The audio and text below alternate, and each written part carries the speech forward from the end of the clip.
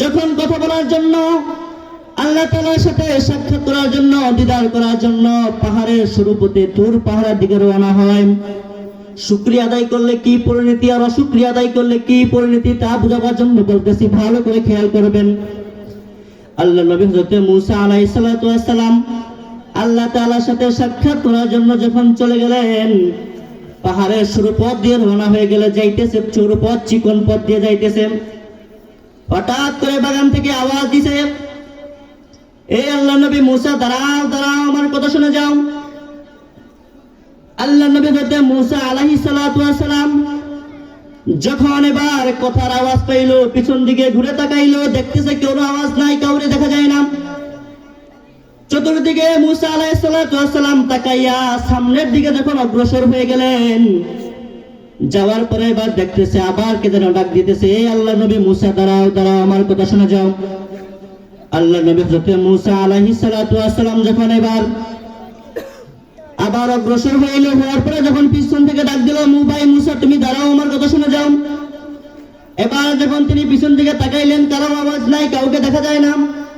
অনুরূপ ভাবে তৃতীয়বার যখন মূসা আলাইহিস সালাম অগ্রসর হইলেন, হওয়ার পরে এবার পিছন থেকে ডাক দিল, ভাই মূসা তুমি কি আমাকে দেখতে পাও না? এদিকে তাকাও, আমি এইখানে আছি। হঠাৎ করে দেখতেছে এরকম করে যখন কোনো ডাক দিল, ডাক দেওয়ার পরে যখন মূসা আলাইহিস সালাম ডান দিকে গেলেন, যাওয়ার পরে দেখতেছে মূসা আলাইহিস সালাম একটা বালুর স্তূপ দেখা যায়। দেখেন অনেক সময় দেখবেন বাগানের ভিতর হাঁটলে কিছু কিছু উঁচা জায়গা আছে যেখানে বালি দেখা যায় কি যায় না? যায়। আল্লাহ নবী হযরত মূসা আলাইহিস সালাম পাহাড়ের শুরুপথ বাগানের ভিতর দিয়ে হাঁটতেছে। প্রতিমধ্যে যখন ওই ব্যক্তি ডাক দিল, ডাক দেওয়ার পরে দেখতেছে এক আল্লাহর বান্দা বালির ভিতরে, স্তূপের ভিতরে ঢুকানো, মাজা পর্যন্ত গাড়া। আল্লাহ নবী সাল্লাল্লাহু আলাইহি সাল্লাম হযরত মূসা আলাইহিস সালাতু ওয়াস সালাম এবার তাকে দেখার পরে যখন তার দিকে অগ্রসর হলো, কিছু দূর যাওয়ার পরে মূসা আলাইহিস সালাতু ওয়াস সালাম এবার তার দিকে যাওয়ার পরে দেখতেছে তার বালি দিয়ে স্তব্ধ, মানে নাভি পর্যন্ত আবরণ করা ঢাকা। জিজ্ঞেস করলো, ভাই তোমার কেন এই অবস্থা, তোমার কেন এই পরিণতি? হযরত মূসা আলাইহিস সালাতু ওয়াস সালাম যখন তাকে এই কথা জিজ্ঞেস করলো, ডাক দিয়ে কয়, ভাই মূসা আমাকে আল্লাহ তাআলা কেন এই অবস্থা রাখছে আমি জানি না, কেননা আমি এতই জীর্ণ শীর্ণ, আমার লজ্জা স্থান ঢাকার মতো একটা বস্ত্র নাই, কাপড় নাই, কোনো কিছু নাই। তাই আমি বালু স্তূপ করে, বালুর ভিতরে ফাঁক করে আমি বালু আমার লজ্জা স্থান পর্যন্ত ডেকে রাখছি। তুমি তো আল্লাহ তাআলার সাথে কথা বলো, তুমি তো আল্লাহ তাআলার সাথে সাক্ষাৎ করো, আসার পরে আল্লাহকে জিজ্ঞেস করবা কেন আমার এই পরিণতি হয়েছে, কেন আমার এরকম হইল। আল্লাহ নবী হযরত মূসা আলাইহিস সালাতু ওয়াস সালাম তার থেকে বিদায় নিয়ে, ঠিক আছে আমি আল্লাহকে জিজ্ঞেস করব। ওই ব্যক্তি অপেক্ষায় রয়েছে। এখন যখন সামনে অগ্রসর হইল, হঠাৎ করে আরেক ব্যক্তির সাথে দেখা হওয়ার পরে তখন তাকে জিজ্ঞেস করতেছে, ভাই মূসা দাঁড়াও দাঁড়াও, আমার কিছু কথা আছে শোনাও। অনুরূপ ভাবে মূসা আলাইহিস সালাম চতুর্দিকে তাকালেন, দেখলেন না। তৃতীয়বার ডাকার পরে ওই ব্যক্তি দেখতেছে এক আল্লাহর বান্দা সুঠাম দেহের অধিকারী, ভালো পোশাকে দাঁড়ায় আছে বাগানের ভিতরে। জিজ্ঞেস করতে, ভাই মূসা তুমি কোথায় যাইতেছো? বলে আমি আল্লাহ তাআলার সাথে সাক্ষাৎ করতে, কথা বলার জন্য যাইতেছি। আল্লাহর নবী হযরত মূসা আলাইহিস সালাতু ওয়াস সালাম এবার যখন অগ্রসর হয়ে গেলেন, হওয়ার পরে তখন তিনি বললেন, ভাই বলো কি বলবা, আপনি কোথায় যাচ্ছেন? বলে আমি আল্লাহ তাআলার সাথে সাক্ষাৎ করার জন্য যাচ্ছি, আল্লাহ তাআলার সাথে দিদার করার জন্য যাচ্ছি, কথা বলার জন্য যাচ্ছি। ওই ব্যক্তি ডাক দেখো, ভাই মূসা আল্লাহ তাআলা যে আমাকে এত সম্পদ দিছে, আমি এই সম্পদ কমাতে চাই, আমার আর সম্পদ লাগবে না। হে ভাই মূসা তুমি আমার এই সম্পদ কমবো কিভাবে? তুমি তো আল্লাহ তাআলার সাথে কথা বলো, তখন আল্লাহ তাআলাকে জিজ্ঞেস করবা কিভাবে সম্পদ কমবে। আল্লাহ নবী হযরত মূসা আলাইহিস সালাম দুজনকে অপেক্ষা রেখে, ঠিক আছে আমি কথা বলার সময় আল্লাহ তাআলাকে জিজ্ঞেস করব তোমার সম্পদ কিভাবে কমাতে হয়।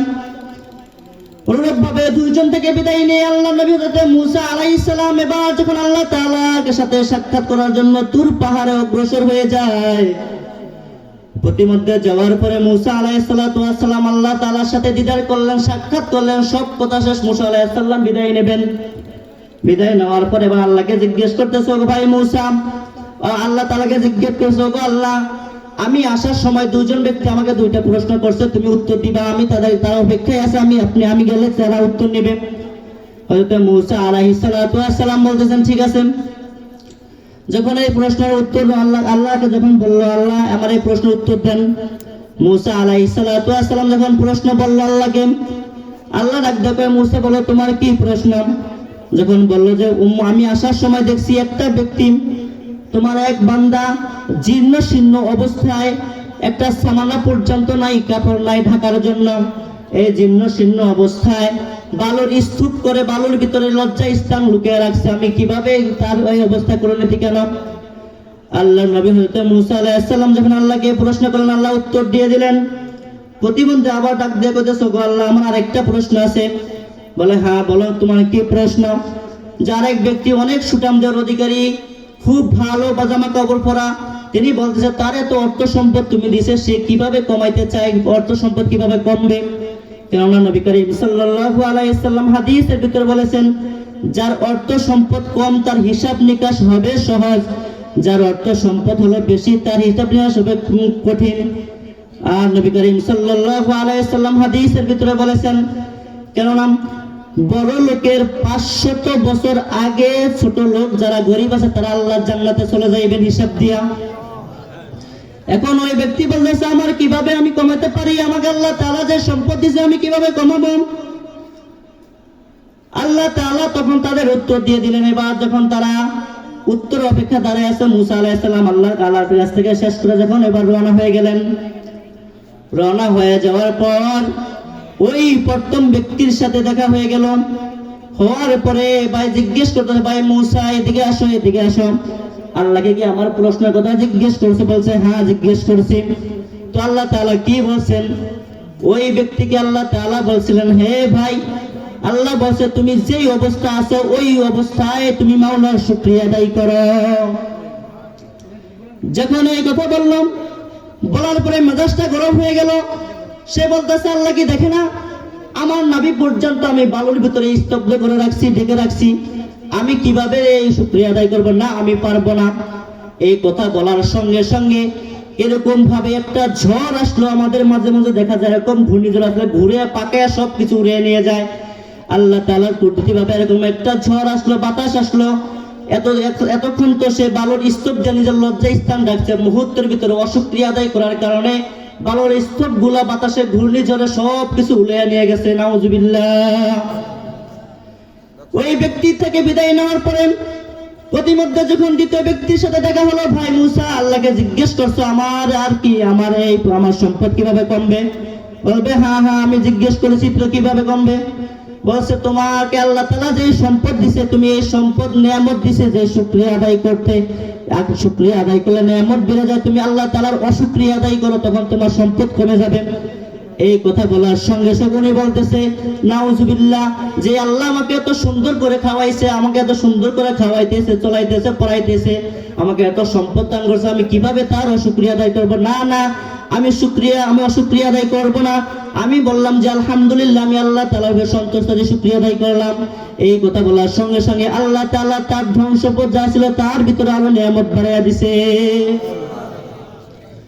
এই জন্য সব সময় হার হালতে আল্লাহ তাআলা শুকরিয়া আদায় করতে হবে। সব সময় সর্ব অবস্থায় আপনি যে অবস্থা থাকেন না কেন, সব সময় কি করতে হবে? শুকরিয়া আদায় করতে হবে। সময় সংক্ষিপ্ততার কারণে সামনের কথা গেলাম না। আমাদের মুআজ্জিজ মেহমান, আমাদের সকলের কলিজার টুকরা, সারা বাংলা আলোড়ন সৃষ্টিকারী বক্তা আলহাজ হযরত মাওলানা আবু সাইদ আব্বাসী সাহেব বারাকাল্লাহু ফি হায়াতি হুজুরি এখন স্টেজে আসবেন।